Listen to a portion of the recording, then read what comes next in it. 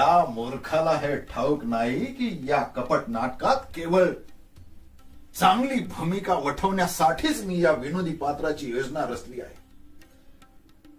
पण याच्या म्हणण्याप्रमाणे एक गोष्ट खरी, हा घनश्याम या नाटकातला विलन आहे.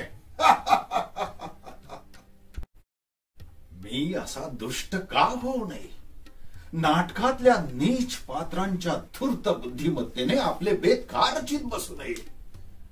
लतिके, तू सुखी व्हायला पाहिजे आणि तुझ्या बरोबर मालती ही सुखी व्हायला पाहिजे, नाही का?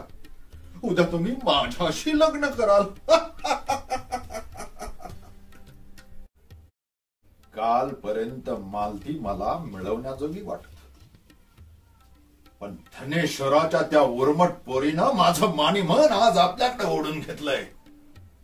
आणि मला असं ओढल्यानंतर मग माझ्या मगर मिठीतून मी आजपर्यंत कोणालाही सुटू दिलेलं नाहीये. लतिके, एकट्या तुझ्याच लग्नाचे धिंडवडे काढून माझं समाधान व्हायचं नाही.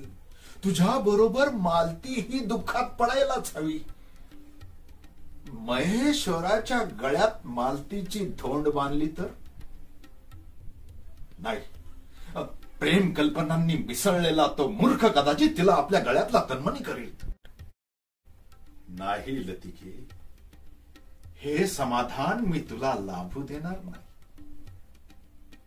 पहिल्या प्रतीच्या मानी लतिकेला जसा पहिल्या प्रतीचा मी, तसा मालतीसाठी दुय्यम बदमाश कोण शोधू? लतिके, अगं तुझा पाजी आणि रंगेल बाप असल्यावर दुसरा कोण कशाला? धुंडीराज भित्रा आहे, ओळखीला दुबळा आहे आणि मनाने प्रेमळ. अनोळखी महेश्वराची ओळख लादून धुंडीराजाला एखाद्या चोरीसारख्या गुन्ह्यात गुंतवतो म्हणजे झालं. नुसत्या कल्पनांनीच का मी काय ते ब्रह्मानंदात रंगून गेलो आहे.